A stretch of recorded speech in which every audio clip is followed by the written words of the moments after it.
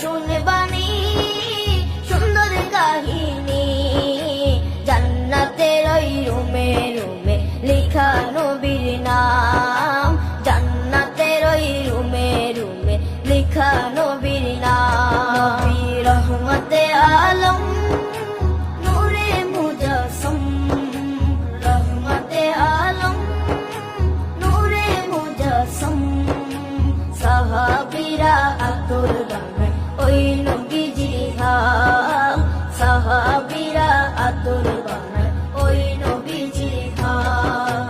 সাহাবীরা আতর লাগায় ওই নবীজির ঘাম, সাহাবীরা আতর লাগায় ওই নবীজির ঘাম।